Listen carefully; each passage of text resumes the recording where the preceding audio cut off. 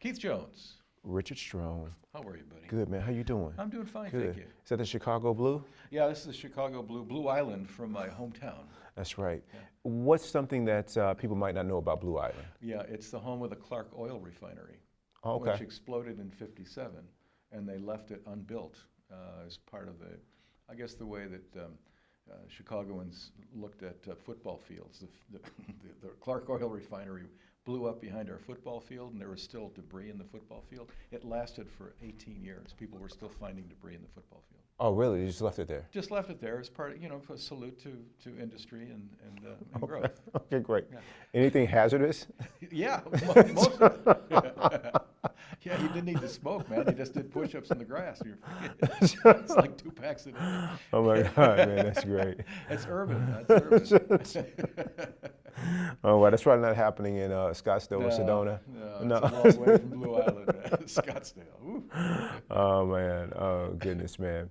So today's show was inspired by questions that I've gotten from people, since we've been doing podcasts about when will this happen? When will I finally be peaceful? Or when this happens, when will I be able to deal with it? Whether it's kids going off to college or another phase in your life regarding graduating from a certain kind of degree or school, marriage, shift in your relationship.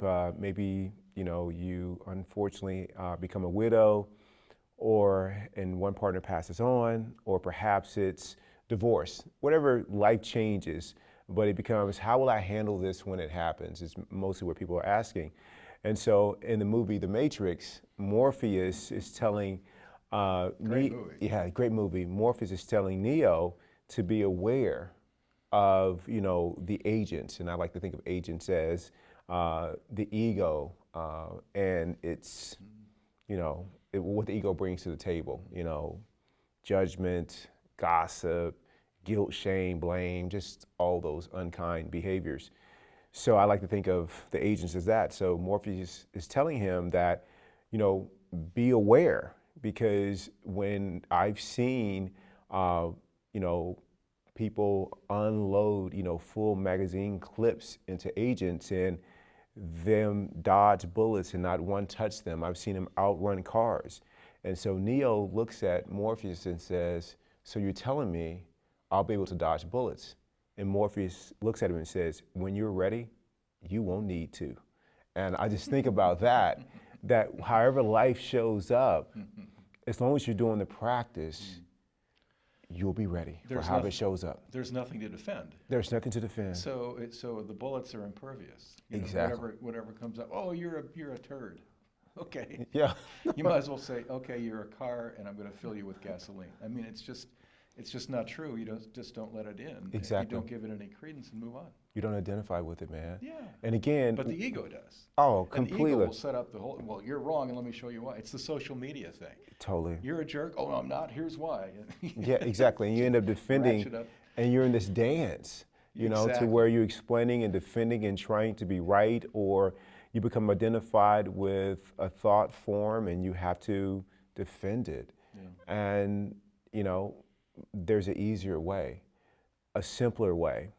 But like all things that lead you on a path that is free of suffering, that is filled with love and gratitude and peace and kindness, the ego don't want any part of that.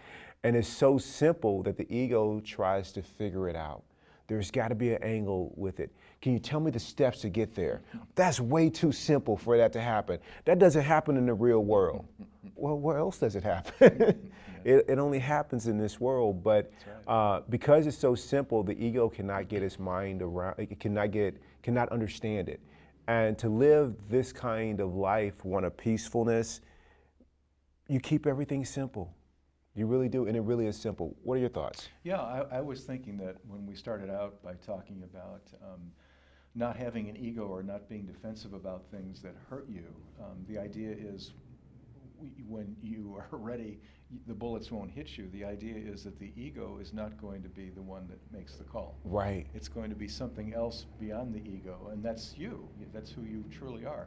The ego is part of you that has to be controlled, but the reality is you are still the controller of the ego. So the defensiveness, the idea that you need to be right, the idea that someone wronged you, the idea that you're only fighting for justice on an issue that has great importance.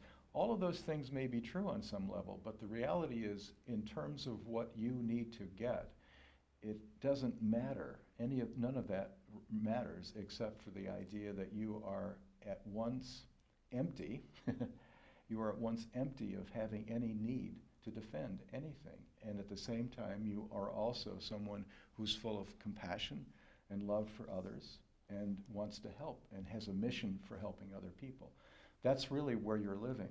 The ego doesn't like that. The ego doesn't like us to spend energy on things that are not ego-based, right? Right. Yeah, and if there's some altruism that you're fulfilling, the ego looks at that and thinks it's a waste of time, or, okay, we'll do this, but we got to get credit. And it has to be above the fold. It has to be right after the director's name, whatever it is, you know. Right. So, and the other thing you were mentioning when we started the show was the notion that you were worried, people worry about things that are going to happen in the future. How are we going to deal with this? Or after I get the degree, what's my career going to be?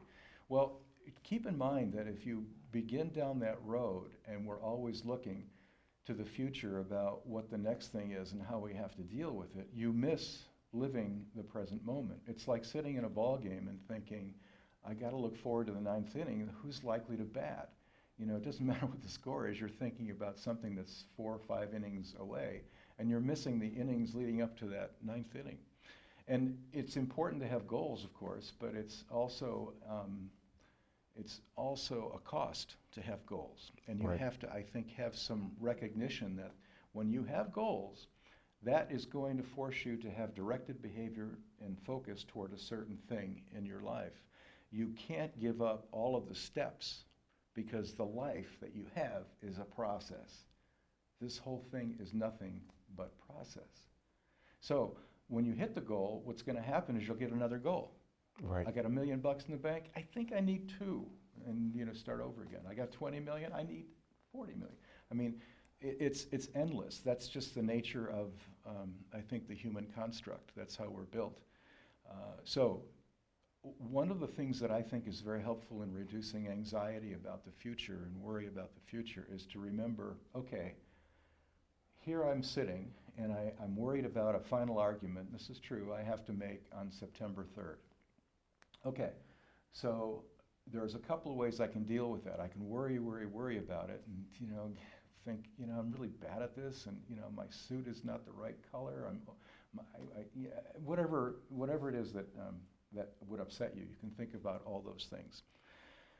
The other way to deal with it is to say, it's September 3rd.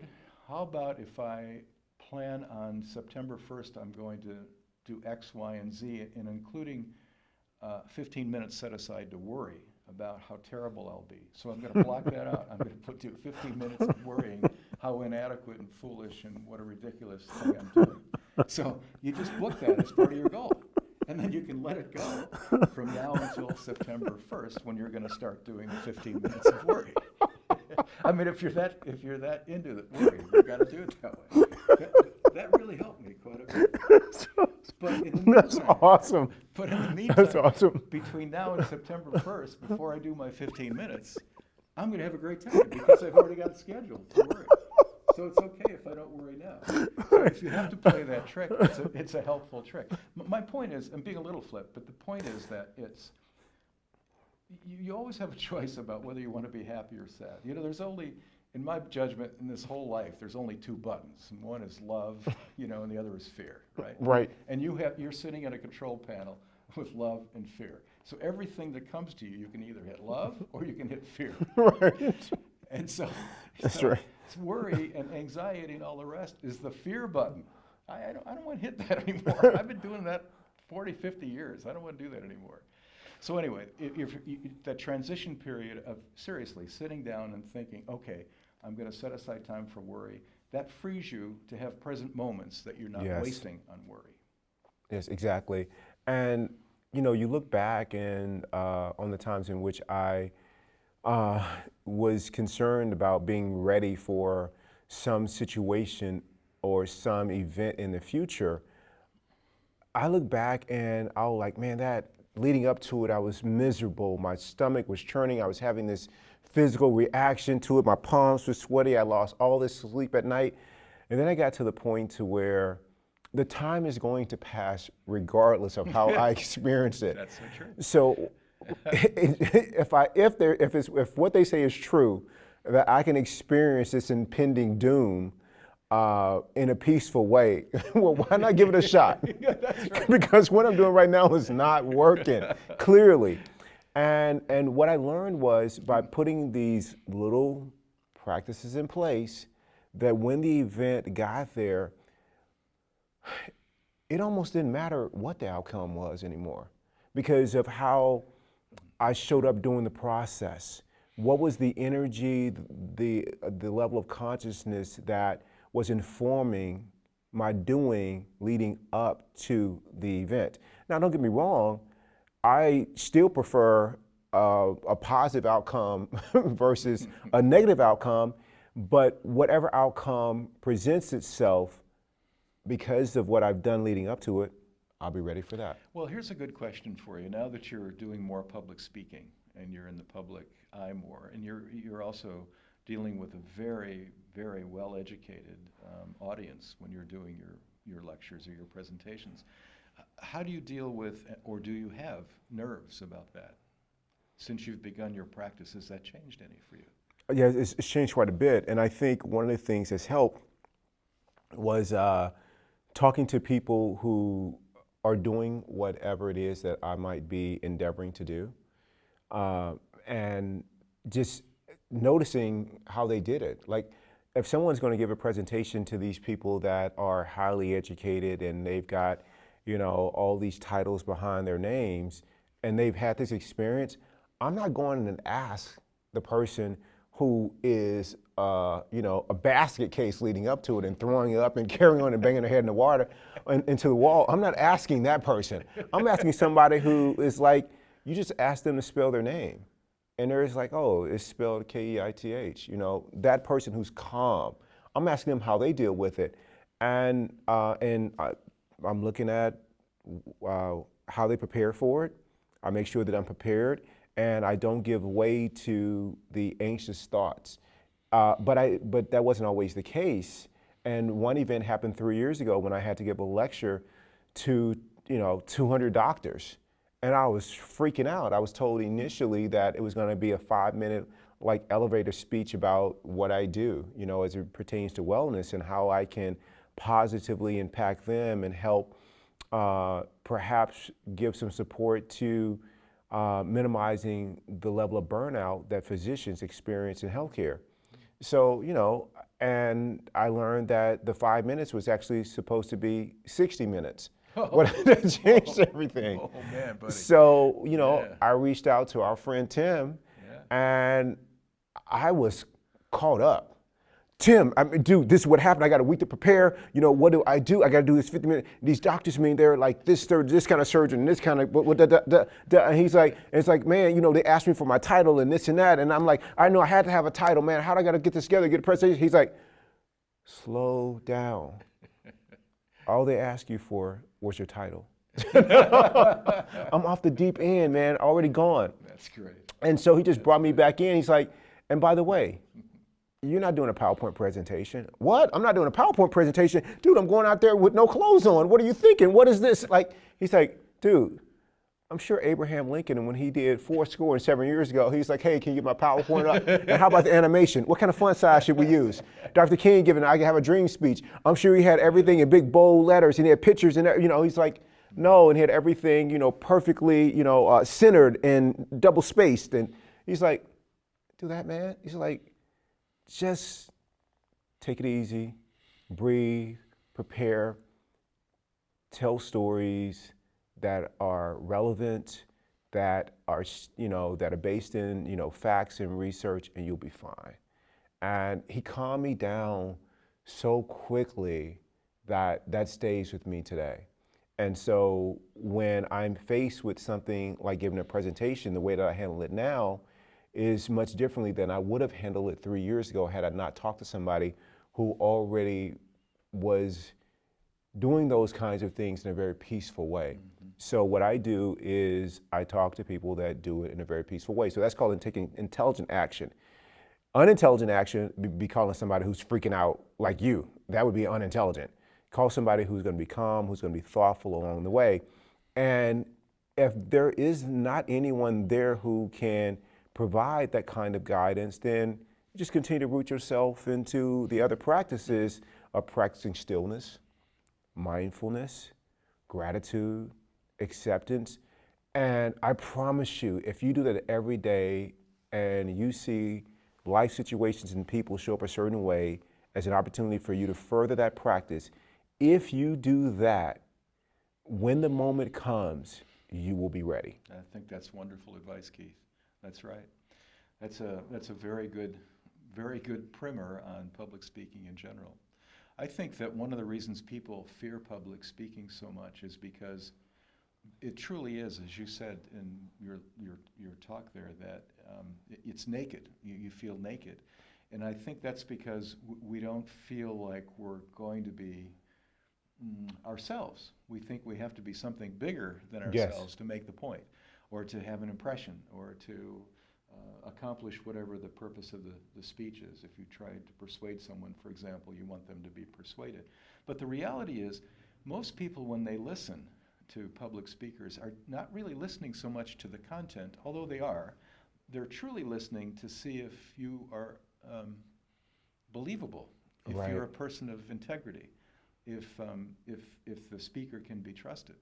And so when you work as hard as you've worked on getting rid of ego, that shows. Oh, thank you. And when you come up to a speech where you have a lot of people, you still might have a bit of nerves, but there's nothing that you're projecting that's not you. And if you stumble, or you forget a line, or you go down a blind alley and it may not make sense for a moment, or you do something that a polished speaker may not do, you don't beat yourself up for it. It's just something that happens. Just like in a private conversation. You don't rehearse a conversation with Right. your husband or your wife or your kids or someone you love. You speak from the heart. Yeah, exactly. Same thing is true, I think, when you get to that matrix point where you don't need to dodge because there's nothing nothing that can hurt you. Exactly. And so that's how I approach it. How do you approach it? I mean, you have this, you've had some really big cases that have come up. You've had some big life situations that have come up. So for example, if it was relationship ending, a long-term relationship in your marriage, and that's coming up, and how did you know you'd be ready for the next step? There was a lot of unknowns about your career, your work, where you would live. Like, how did you become ready for that? I think part of it is when you do the practice, there's a trust in something inside of you that you know you can handle whatever shows up. And I don't think, we were talking earlier in a different podcast about how we try so hard to control all the circumstances, and we keep the threshold really high, and then when it's not high, then we have upset. I think it's just the opposite. When you're dealing with the practice and you're able to express gratitude and you're able to truly feel compassion for other people, you kind of have this attitude, it'll kind of work out. I'm going to trust the process. And it may be that I'll have setbacks. I might even be homeless, but I'll deal with that. I've never Right. been homeless. Okay, let's see what that looks like. I'm not saying I would encourage it. I'm saying that if it shows up, there's nothing that I can't handle.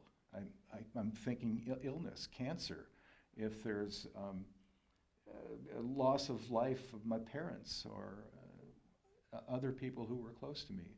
It's sad and it's full of regret and grief and so forth, but it's handleable.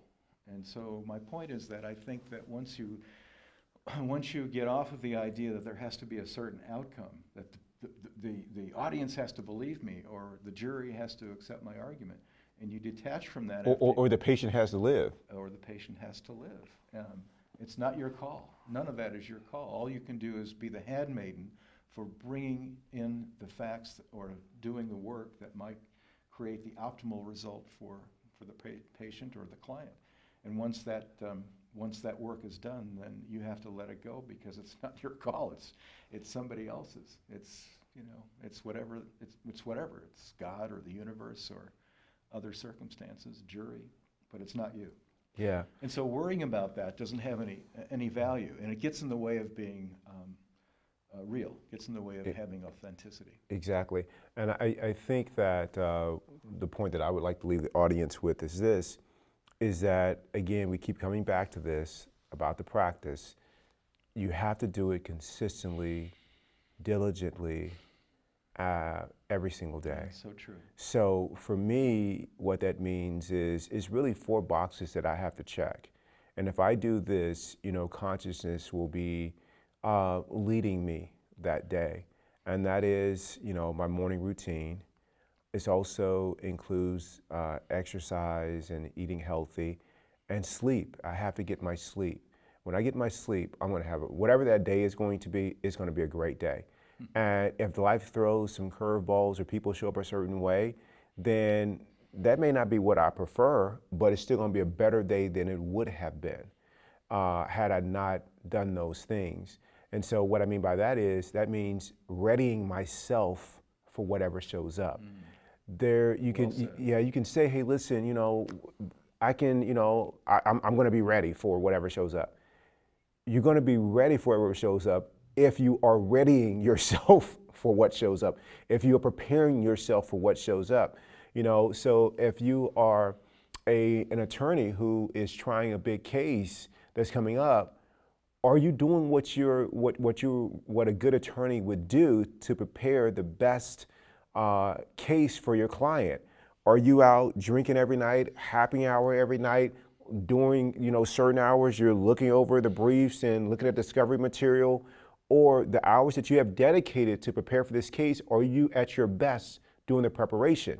If you are, a doctor who is responsible for the care of patients, are you exercising, eating right, cultivating mindfulness? Are you doing the things that you need to do so you can be at your best to provide the best care you can be? That's readying yourself, and then you can feel, you can accept whatever the outcome is. And what I find is as long as I'm doing those things, man, I'm good. Yeah, that's great, Keith. Yeah. The idea of readying yourself, putting yourself in the best possible position to succeed and Exactly. to not suffer. Exactly. And I would add 2 other things to that I think the audience might like, and that is that if you have a meditation practice, that's Yes. very, very helpful. Because by meditating, it takes you away from yourself. It takes you out of the notion that you're the center of the universe. You're the center of your universe, not mine or his or any of the rest of the world. And if you can get outside of yourself so you're not even the center of your own universe, man, that's a load off. Oh. And it also allows you to create an opening for you to hold space for other people and other things, and it brings about a sense of peace. That's one thing, meditation. And then, of course, always nature. Nature is our natural environment, and it's a natural healer. It's like taking a shot of whiskey, walking out in nature and just feeling it and letting it speak to you on whatever level that hits you in a way where you're completely open and you feel like you're part of your surroundings. It doesn't have to be the Grand Canyon. It can be a little patch of grass outside your condo. Take your shoes off, take your socks off, put your feet on the ground, and just feel nature. You're part of it. You are nature. Beautifully said, Rick. Thank you, man. Are we done? We're done. Well, Amy's supposed to bring us snacks. I was waiting for that. She'll be here Oh, okay. on Friday. On Friday. Thanks, man.